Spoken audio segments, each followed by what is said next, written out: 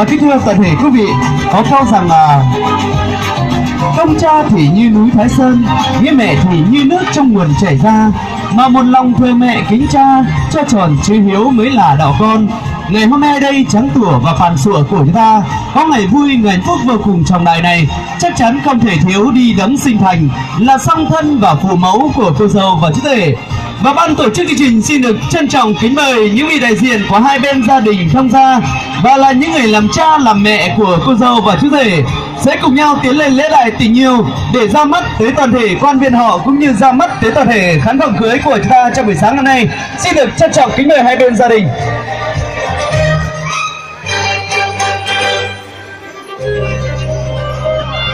Và xin được trân trọng kính mời những vị đại diện của phái đoàn nhà trai của chúng ta sẽ nhanh chuyển bước chân của mình để đứng cạnh chú rể Trắng Tủa trong buổi sáng hôm nay. Cũng xin được trân trọng chúng ta sẽ nhanh chuyển bước chân của mình tiến lên sân khấu trong buổi sáng hôm nay để đứng cạnh cô dâu Pàn Sụa xinh đẹp. Xin được trân trọng kính mời hai bên gia đình.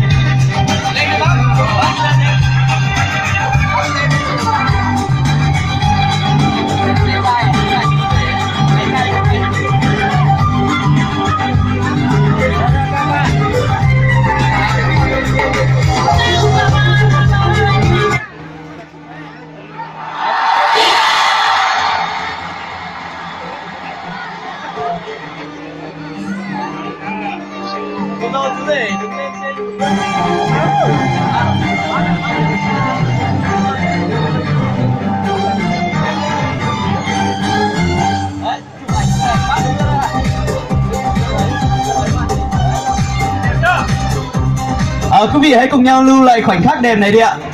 Và kính thưa toàn thể quý vị quan khách quý trân trọng và kính mến, hiện diện trên sân khấu cũng như lễ đài tình yêu tại gia đình nhà trai của chúng ta là sự có mặt đông đủ của hai bên gia đình thông gia, là song thân và phụ mẫu cũng như những người làm cha làm mẹ của cô dâu và chú rể, và đặc biệt là sự hiện diện của hai nhân vật đẹp nhất, lộng lẫy nhất và hạnh phúc nhất của chúng ta trong buổi sáng hôm nay, chú rể Trắng Tủa Sánh Duyên cùng với cô dâu Pàn Sụa. Và trước hết buổi lễ thành hôn trăm năm được diễn ra và cho phép hai bên gia đình cùng với cô dâu và chú rể xin phép được ra mắt và cúi chào tới toàn thể quý vị ạ. Và cảm ơn tình cảm của quý vị rất nhiều đã dành tặng cho cô dâu và chú rể, và xin quý vị hãy cùng nhau nổ một tràng vỗ tay thật lớn nhất, nồng nhiệt nhất để chúc hạnh phúc quý vị. Và kính thưa toàn thể các cụ công các bà, cô dì chú bác, và như các cụ của chúng ta vẫn thường hay từ ngàn xưa vẫn thường có câu nói rằng đâu có phải mùa xuân thì hoa mới nở, mà hoa nở khắp cả bốn mùa, xuân hạ và thu đông. Mùa đông em đợi anh chờ, mùa xuân ước hẹn bây giờ là đây. Hôm nay hai thôn chung lại một nhà, cho em bên đấy cho chàng bên đây, cho tình yêu đẹp hôm nay lung linh ngày cưới đẹp tình bên nhau, cho trầu thắm nghĩa với cao trong ngày hạnh phúc bên nhau trọn đời. Và trải qua bước đường học tập, lao động và nơi công tác, từ một tình bạn chân thành, hai bạn Trắng Tủa và Pàn Sụa đã đi đến tình yêu đích thực và thủy chung. Để rồi Trắng Tủa về thưa với gia đình cũng đã đồng ý để mình lấy ta. Còn cô dâu Pàn Sụa về thưa với mẹ cha, và mẹ cha cũng đã đồng ý để ta lấy mình, với mình rồi lại với ta, đẹp duyên đôi lứa mặn mà thủy chung. Và quê hương Bắc Yên thơ mộng của chúng ta cũng như dân tộc Hơ Mông của chúng ta thường hay có câu nói rằng trăm năm thì chọn lấy một năm, và một năm thì chọn lấy một ngày, và một ngày thì chọn lấy một giờ đẹp nhất để kết duyên. Ngày hôm nay đây, ngày 26 tháng 11 năm 2018 chính là ngày lành và giờ lành để cho chú rể Trắng Tủa và cô dâu Pàn Sụa của chúng ta chính thức được đêm cành và nở hoa. Những gì ao ước đêm mong hôm nay đã thành vợ thành chồng rồi đây. Giữa ông bà cha mẹ hôm nay, họ hàng bè bạn mừng thay cho mình. Cuộc sống hạnh phúc gia đình đôi bên cha mẹ sinh thành được ta, cũng là duyên số thuận hòa. Ông Tê bà Nguyệt để mà xây duyên. Và giây phút ở đây, giây phút hạnh phúc ngập tràn đầy, cho phép bận công xin được thay lời cho gia đình, đỡ lời cho trung tâm tổ chức sự kiện Khải Xoa xin được vui mừng long trọng tuyên bố lễ thành hôn trăm năm của chú rể Trắng Tủa Sánh Duyên cùng với cô dâu Pàn Sụa xin phép được chính thức bắt đầu.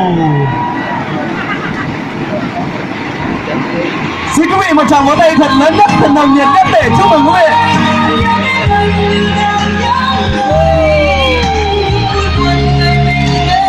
Và những tràng vỗ tay của quý vị cũng đã chứng minh rằng và từ ngày hôm nay đây, Trắng Sủa và Phan Sủa đã thành vợ thành chồng.